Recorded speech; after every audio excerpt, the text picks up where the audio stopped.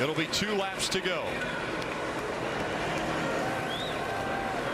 Kasey Kahne determining the restart. Once he enters the restart zone, he gets a shove behind him.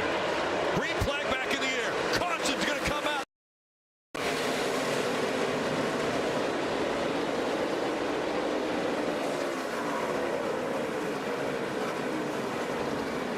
Eric Almirola, Ryan Blaney. Look at all the damage to the 15.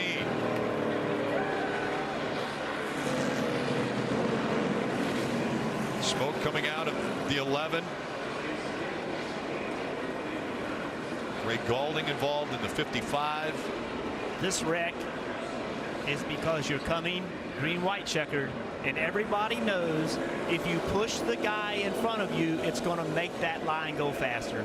And this is pushing gone wrong. And we saw it out of the car just behind Kasey Kahne. He was pushing Kasey Kahne before they even started. He pushed Kasey so hard, he pushed him sideways and actually hurt his restart. There's Ryan Blaney, disappointed. He climbs out the 21. Trevor Bayne also out of the car.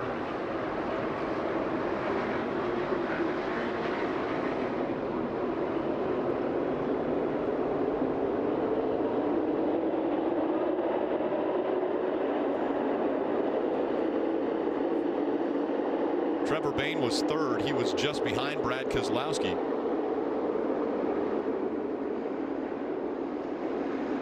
Three of Austin Dillon also in there. Look right here. Look at Kasey Keselowski's hand out the window. He's asking for help. Hey, push me. Give me a push.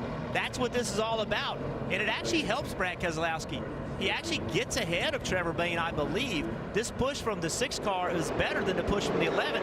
The 11 pushing Kahne actually knocked the rear tires off the ground. The push from the 6 pushed the 2 car ahead. And Michael McDowell in the 95 was pushing the 6 and pushed him right around.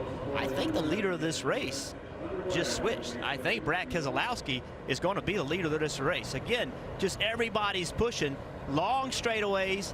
Everybody wants to be the first line into turn 1. And it's hard to reference, but it looks like Kasey Kahne chooses to wait to the end of the restart zone. Now, he can absolutely do that. He can fire the race anytime in start that zone. But the problem when you wait is everyone's trying to anticipate. So they roll up on you, roll up on you. So here you'll see the zone, and it looks to me like the 5 chooses not to go. So as Brad starts to accelerate right here as they get close to the zone, the 5 waits. And look at the gap behind the 95 and behind the 20. That's what all these people are trying to do. They're trying to time when to go and when to make that push happen. All those timings don't happen right. We end up with this bunched up group. That's what it is. Denny Hamlin accelerates like the 5's going to go right at the start of the zone. The 5 doesn't go. This is the view. You see how much movement there is left to right, and then finally the 6 of Trevor Bayne just gets pushed out of line. So now basically the leader will be decided off from a loop line, the last loop line crossed before the yellow flag was thrown. But it looked to me that the 2 had cleared the 5, so we'll have to get word from NASCAR. But I agree. I think Brad Keselowski is the leader of the race.